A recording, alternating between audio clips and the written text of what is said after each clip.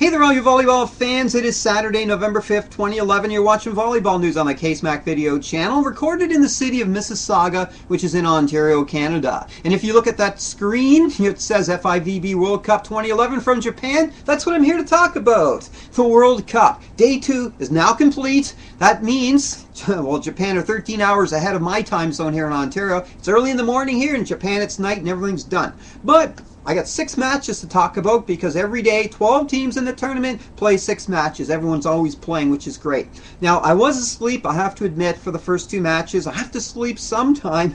Dominican Republic beat Algeria 3-0 and Germany beat Korea 3-0. Germany are in first place, but they've played 2 of the weaker teams so far. I'll talk about that in a minute. Okay, the big match, the match to watch. Italy played China. Italy won 3-2. It went all 5 sets, but China led 2-1, and they also led all the way through the 5th set, right till the end. So China could have easily won this. Well, not easily, but they could have won this. Italy squeaked it out. Italy are a very good team. I thought they would actually do better, but, well, we'll see what the future matches hold. But Italy got the win out of it.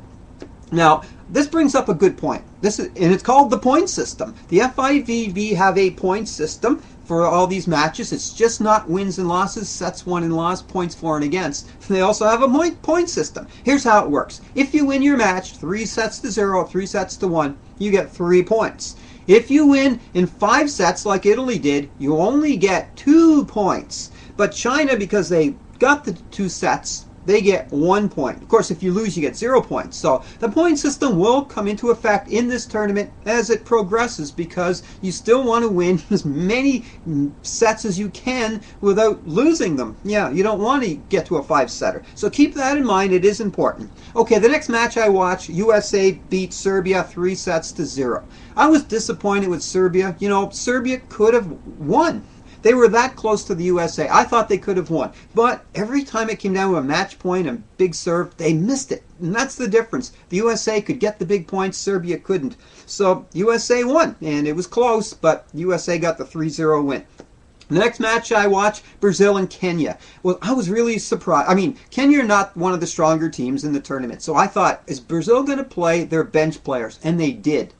every set. So Brazil put up their 5 bench players plus the libero, the setter, and they won quite easily. I mean, I was happy. Kenya looked really happy to be there. I was happy to see them doing well. They tried hard. They had fun. They danced. They sang. And, you know, I mean, Brazil beat them quite easily. But Kenya had a good time. It's a good experience. The next match I watched was Japan playing Argentina. Now, I thought, okay, Argentina are probably going to do fairly well, and they didn't. Japan dominated the whole thing. Libero played really great for Japan. She dug up everything. The whole Japanese team played great defense. Argentina actually were getting frustrated because they couldn't put their spikes down. And except for the very last set, Japan pretty much dominated, won 3-0. And, well, I was disappointed with Argentina. I thought they were a better team, but I guess they're not. Okay, where does that leave us? Standings. So let's check that out. Here we go. I'm going to get on to the standings, all right? And let's see what's happening here with the bottom 6 teams, as you see them right there. Korea, Algeria, and Kenya, I think they're pretty much going to stay where they are. Dominican, Serbia, Argentina all drop down. Serbia are a good team. I don't think they're going to end up in the bottom 6. So, you know, they lost to the Americans today, but I still think they're a strong team, and they're going to pull some surprises. Here's the top teams as they stand right now. Germany, of course, #1 team. They haven't changed their spot since yesterday, but they haven't played anyone strong yet. I don't expect them to stay at #1. The USA moved up, Italy moved up, China stayed the same, and Brazil and Japan with their wins moved up. So that's how it works in the standings. Still, we got one more day before I think these standings are going to start ironing out, where teams are eventually playing each other enough so the standings start to take shape on how they actually might be at the end, right? That's how it's going to work. All right, that leads us to one last thing. What happens day 3 tomorrow? So let's check that out. There's the standings again. There's the matchups for tomorrow. Dominican and Italy should be a pretty good match. Kenya, Serbia, that'll be okay. I don't know, Serbia's going to win probably. Algeria, Argentina, Argentina should win that. There's the arrow, Brazil and Germany. That's the match to watch. Germany, #1 right now, has to play Brazil. Now, if Brazil win, of course, they're up in the top 3. If Germany don't win, well, that's going to drop them down. But also the first test for Germany, how good are they? And then the next match, the next set of matches are coming up. Japan and China, the match to watch. Both at 1-1, both Asian teams. A loss is a bad thing for either of these teams. The win is what both of them need right now. That'll be exciting. Of course, the host team, Japan, are going to have all the fans behind them.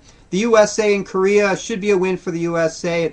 I wouldn't call it a real close match at all. So that's what's going to happen tomorrow. I'm going to be watching it. I keep saying tomorrow, meaning Sunday in Japan, but about 11 o'clock tonight here in Ontario, that's when this first round starts. And then I think at 3 o'clock and 5 o'clock in the morning, there's when the next one's. Oops, I forgot, daylight saving time. So maybe try 2 o'clock in the morning, 4 o'clock in the morning for these matches over in Japan. Whatever, it's going to be a mix-up of the time stuff. You know what I mean. So that's that. That's the day 3. That's what you're looking at tomorrow. It should be interesting. Of course, the match to watch, Brazil, Germany, and the big one, China and Japan. That's what I'll be watching. So get out there on your computer. There's lots of live webcasts, good quality. You can watch these matches late at night. It's great. It's interesting. What else are you going to do at 2 and 3 in the morning, right? That's why I've been staying up so late. Okay, that's it. That's all for today. That's the wrap up from the World Cup in Japan. It's getting exciting, and after tomorrow, it's going to be really exciting because it's going to sort out the schedule, and we'll find out